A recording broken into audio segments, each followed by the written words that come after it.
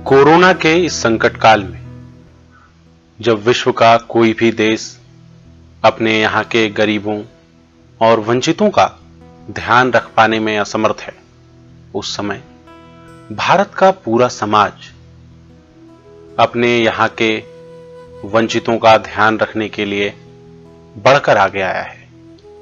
यह कैसे हुआ? यह हुआ उन संस्कारों के कारण जो बचपन से हमें दी गई हैं। प्रस्तुत है हमारे समाज के इसी संस्कार को बताती मोहन नागर जी के काव्य संग्रह चातुर्मास की कविता दादाजी का गांव। जब गांव की कोठियां छोटी और बड़े थे मन, तब दादाजी बांटते थे अन्न।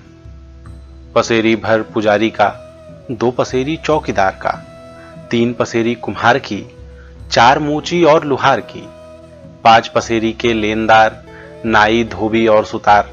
आते थे सब बारी बारी, हर एक की थी हिस्सेदारी। एक परिवार था पूरा गांव, प्रस्पावलंबन का था भाव। सब घर का यही किस्सा था, केवल मनुष्य नहीं हर जीव जंतु का हिस्सा था।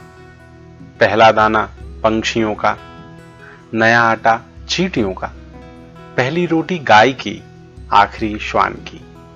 एक छोटे से गांव में थी भावना विश्व कल्याण की। अब गांव बड़े और दिल छोटे हो गए, कोठियां बड़ी और मन खोटे हो गए। कहते हैं हम आत्मनिर्भर हैं, क्योंकि मनुष्यों पर नहीं अब मशीनों पर निर्भर हैं। जहां सबको अपने काम से काम, कान तरस गए सुनने को, दादाजी राम राम, अरे भैया राम राम। तो आइए साथ मिलकर हमारे समाज के इन संस्कारों को दोबारा जिंदा करते हैं। आइए दोबारा जिंदा करते हैं गांव में बसे विश्व कल्याण की इस भावना को।